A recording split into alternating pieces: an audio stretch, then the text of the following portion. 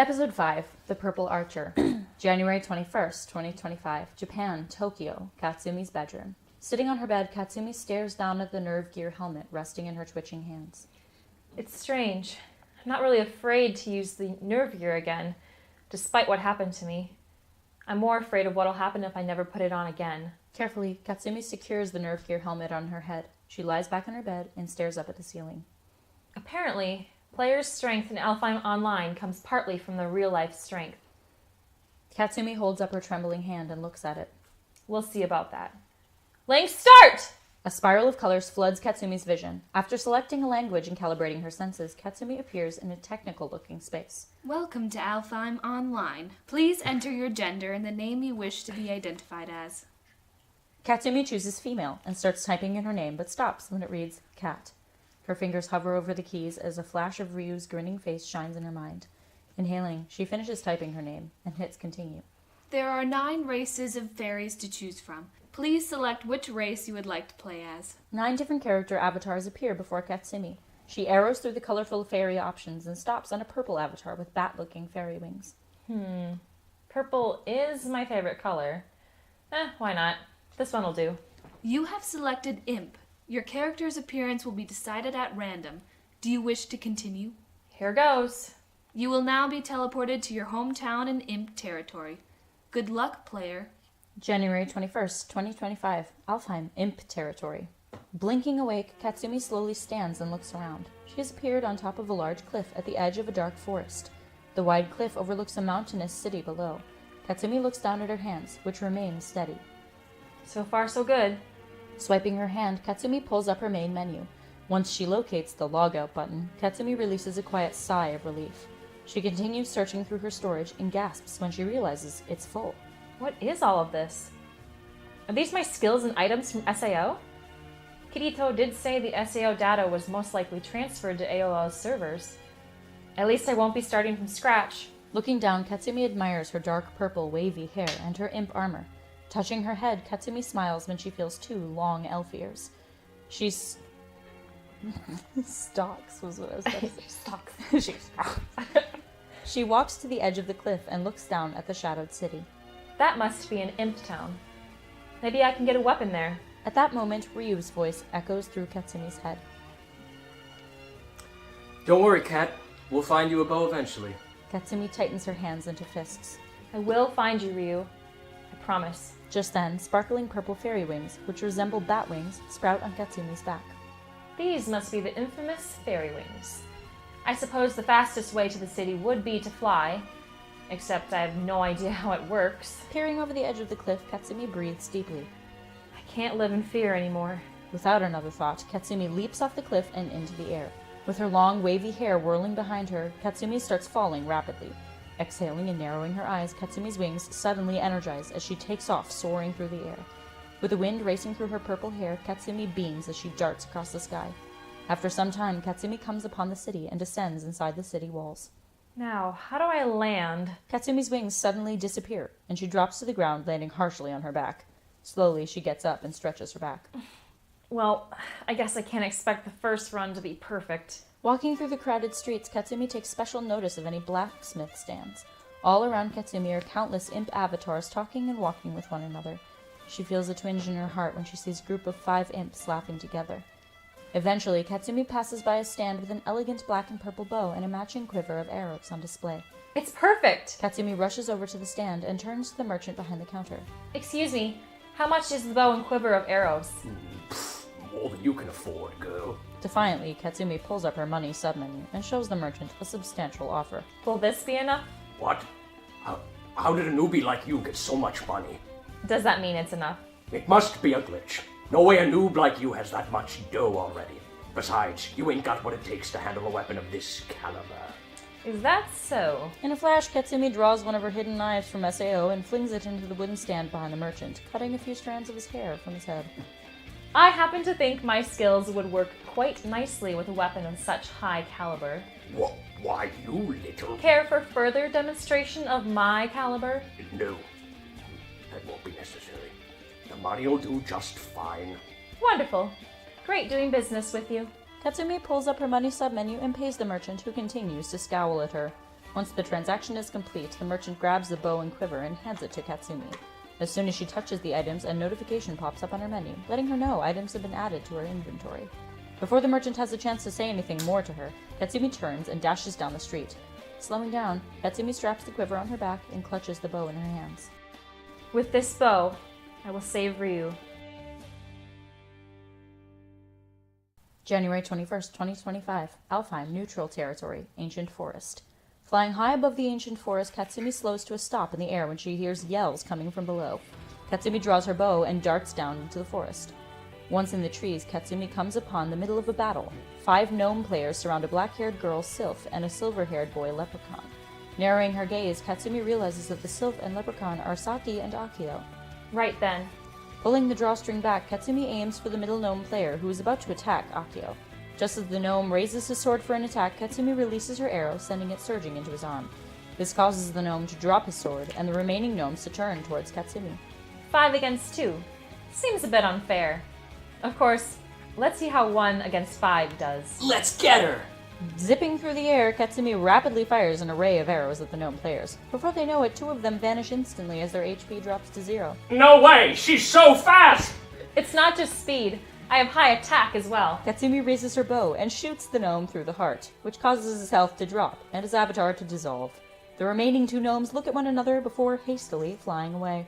Yes, this bow will do quite nicely. Saki and Akio fly up in front of Katsumi. Katsumi, is that really you? It can't be. Hey, Saki, Akio. It's good to see you both. Why didn't you tell us you were playing ALO? Yeah, how long have you been a player? This is actually my first time playing. What? Today's your first day in-game and you're already flying without your emote? What can I say? I took a leap of faith. Not only that, but you took out those gnomes like they were nothing. That must mean your SAO stats and items transferred over like ours did. It's certainly handy that they did. I don't want to waste any time building up my skills. What do you mean, waste any time? What made you join ALO anyway? I thought you weren't ready to dive back into another VR MMORPG. It's Ryu. He's here. You mean he's in ALO? But how? There's a theory that the 300 SAO players' minds were transferred to the ALO servers when SAO ended, similar to how our stats and items were transferred over. There's a pretty good chance that Ryu is trapped somewhere in ALO and can't escape until the game is beaten. Oh man, all those players are trapped again. It's like SAO all over again for them, including Ryu. Which is why I joined ALO, to find Ryu and free him from the game. Well, you can count on us to help you find him. Absolutely. Great, where do you think we should start searching? Well, we could try... Wait, I just remembered that quest we still have to finish, Saki. Oh, yeah, that's right. What quest? In Halo, there are a bunch of unique quests for rare items. Most of these items are one of a kind, and there are only so many of these quests available. Akio and I heard about one that no one's been able to complete. It's called the Dragon Quest. Have both of you already forgotten what happened last time we dealt with a rare dragon item? Of course not, but there's no way this rare item will be anything like the Dragon Heart Blade. Well, at least I hope not. We sure could use your help completing the quest, Katsumi. I suppose we could look for Ryu along the way. Great! Okay, team. Let's set out first thing tomorrow morning. Saki, you're still saying team. It's just Akio and me. Oh, yeah. Force of habit, I guess. Meet back here at 9 a.m. Alright, see you then. Katsumi pulls up her main menu and logs out. January 22nd, 2025. Alfheim, Salamander Territory. Katsumi, Saki, and Akio soar through the morning sky of ALO. Where exactly are we? Salamander Territory. Keep an eye out for any enemy combatants. We're on their turf now. How far is the cave, Akio? It should be just ahead. Oh man, I can't wait to find the item and beat this quest.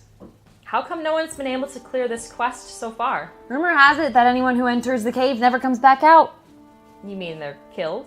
Well, yes. But come on, Katsumi, this is an SAO. If we die here, we won't die in real life.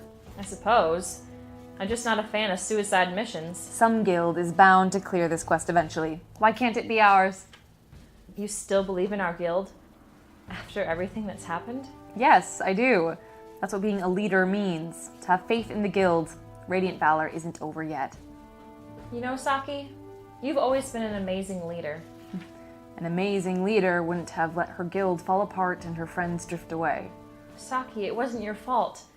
Nothing could have stopped Ryu. Even me. Before Saki has the chance to respond, Akio yells back to them. Hey, you guys! I found the cave! Come on! Akio lands on a small ledge in the middle of a large mountain range. Katsumi and Saki land beside him. A large white oval shines on the mountain rocks. This must be the teleport gate. I bet it leads into the cave. Hold on a minute, Kyo. We need a game plan first. Fine. We need to enter the cave with extreme caution. We have no idea what we'll be facing in there. Gee, does this sound familiar to anyone? Trust me, Katsumi. I'm sure this quest has absolutely nothing in common with the Dragonheart Blade. Okay, team, let's move out. The three of them carefully touch the white circle, which instantly transports them inside a dimly lit cave. Several torches line the walls of the large cave, except for a shadowed part opposite the teleport gate.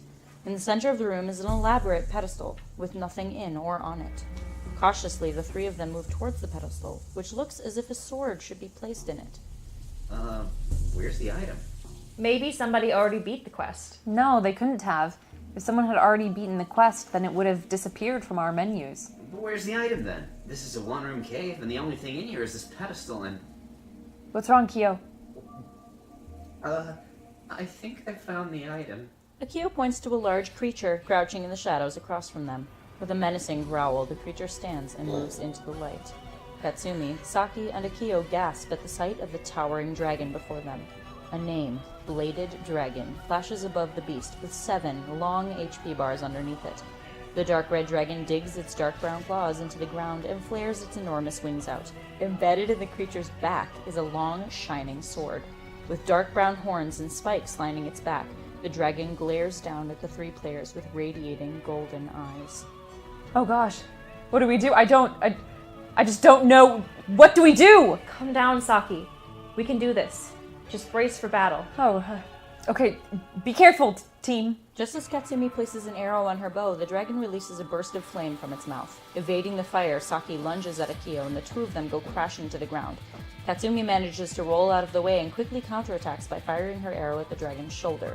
With the arrow sticking deep into its shoulder, the dragon shakes the entire cave with its booming roar. Way to make it mad, Katsumi! We should just run for it. The teleport gate isn't that far. I thought you guys wanted to beat this quest. Before Saki or Akio have a chance to answer, Katsumi flies high in the air, almost touching the cave ceiling. She darts back and forth in the air, firing a barrage of arrows at the dragon. I had heard that the imps can fly inside caves, but that's incredible! Shouldn't we help her, sis? She's fearless. She's changed so much these past couple of years. Or maybe this is who she's been all along and we just never noticed. Katsumi's always been strong, sis. So are you. Thanks, Kyo. Now, let's help Katsumi! Right. Saki and Akio grip their weapons and charge at the raging beast. Saki slashes its front leg with her sword, and Akio smashes the side of the dragon with his battle axe. With Saki and Akio's attacks temporarily distracting the dragon, Katsumi flies down so she is hovering just above the dragon's back. Grasping the shining greatsword sticking out of the dragon's back, Katsumi pulls with all her might. The sword doesn't move. Wait, this sword... It's... With a low growl, the dragon suddenly spins and knocks Katsumi out of the air with its mighty tail. Being thrust backwards, Katsumi crashes into the cave wall and falls to the ground, her bow falling beside her. The beast moves towards Katsumi, whose vision starts fading as her HP drops dramatically. Oh no! Katsumi! At hearing Katsumi's name, the dragon freezes in its tracks. Katsumi's eyes grow wide as she stares up in the now dim golden eyes of the dragon. It can't be. Katsumi's trance is broken when Saki and Akio start attacking the beast once again. Backing away, the dragon lets out another thundering roar. Weakly, Katsumi grabs her bow, stands, and staggers towards her friends. Wait, stop attacking! What? Why would we stop? Because the dragon is Ryu! Everyone comes to a halt. Saki and Akio stare at Katsumi in bewilderment. The dragon stands still as Katsumi looks up at it with wide eyes.